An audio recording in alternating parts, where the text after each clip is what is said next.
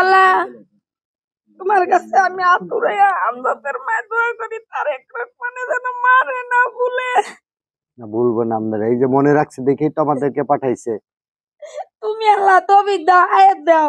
তুমি আল্লাহ সর্বশক্তিমান বাড়াই দাও। আল্লাহ তুমি যেতনি লোক মানে মরছে সবদিন দোয়া, সবদিন মার দোয়া তারেক রহমানের উপর। তুমি আল্লাহ জি জি তুমি না আমজাদ বলে হ্যাঁ, আমি তো আপনাদের কইছি, আমরা ওই তো আপনার আমজাদ কইছি না, আমজাদ কইছি তো বাবা, আমরা আমজাদ।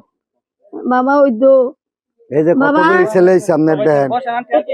তারেক রহমান, তোর কাছে একটা দাবি। আমার কলিজা যেমন কানা করছে এমন একটা কানা কেড়ে করে না না হাসিনা রে। না না, হাসিনার বিচার হইব, বিচার হাসিনার বিচার হইব, আপনি চিন্তা করেন।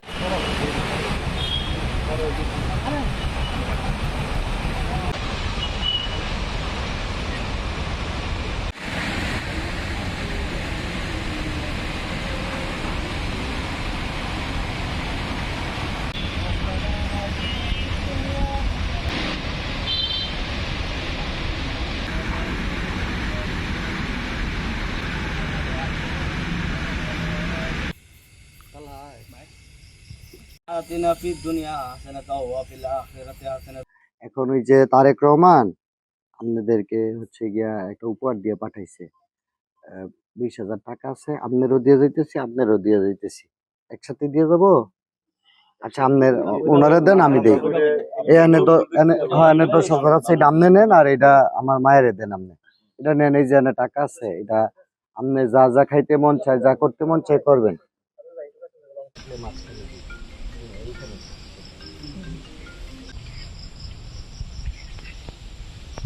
সভাপতি সিদ্দিকুর রহমান নাহিদ ভাই, আল্লাহ নরসিংদী জেলা ছাত্রদলের সাধারণ সম্পাদক, আল্লাহ মেহেদি হাসান রিফাত ভাইকে, মেহেদি হাসান, আল্লাহুম্মা আমিন বিরহমাতিকা ইয়া আরহামার রাহিমিন। আয়ো পয়সা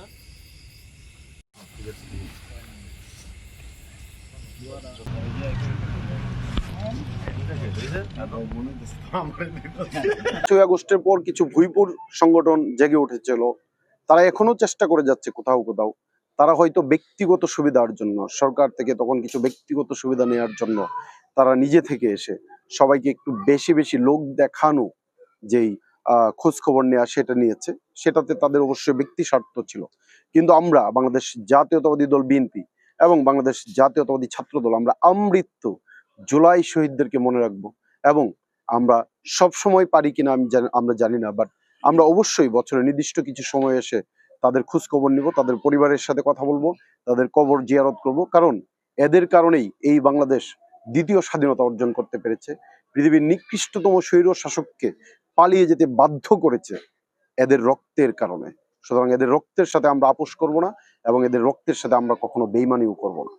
18ই জুলাই শহীদ তাহমিদ নরসিংদী জেলখানার সম্মুখে মারা যায়। 19শে জুলাই হচ্ছে নরসিংদী কারাগার আন্দোলনকারীদের হামলার পরে হচ্ছে কি 826 জন আসামি কারাগার থেকে মুক্তি পায়। ওই দিনই আমাদের শহীদ শাওন মারা যায়। তো আসলে তাহমিদের রক্ত, শাওনের রক্ত শেখ হাসিনার ফেসিজমকে পতনের ক্ষেত্রে অনেক গুরুত্বপূর্ণ একটি আসলে ভূমিকা রেখেছে নরসিংদীর মানুষকে এবং সারা বাংলাদেশের মানুষকে। এই জেল ভাঙার আন্দোলনটা ছিল জুলাই আগস্ট আন্দোলনের মাইল ফলক।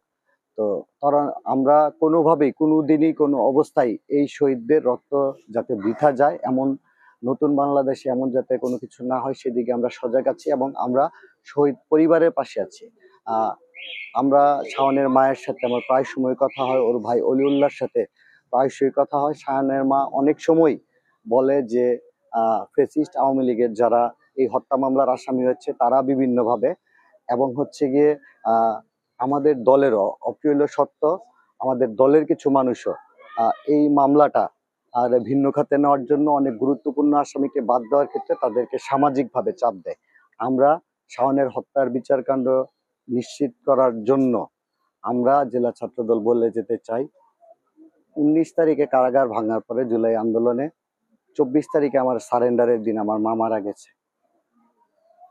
সকালবেলা আমি আমার মায়ের লাশ রেখে আমি জানাজা এবং দাফন ব্যতীত আমি কোর্টে সারেন্ডার করে আমি জেল হাজতে গিয়েছি। এই শহীদ শাওনের মা আমার মা, এই শহীদ শাওনের ভাই অলিউল্লাহ আমার ভাই।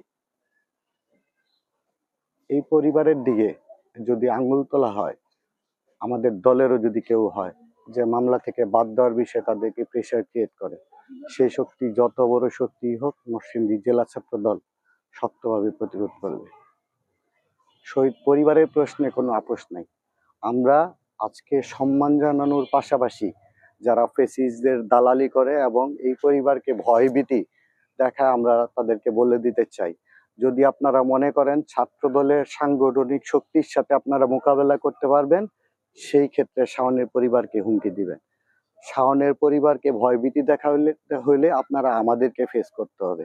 আজকের পরে শহীদ শাওনের পরিবারের প্রতি, তার মায়ের প্রতি, তার ভাইয়ের প্রতি যদি কোনো হুমকি আসে, সে হুমকিদাতা যেই হোক, আমরা আমাদের সর্বোচ্চ শক্তি তাদেরকে প্রতিরোধ করার ক্ষেত্রে আমরা প্রয়োগ করব।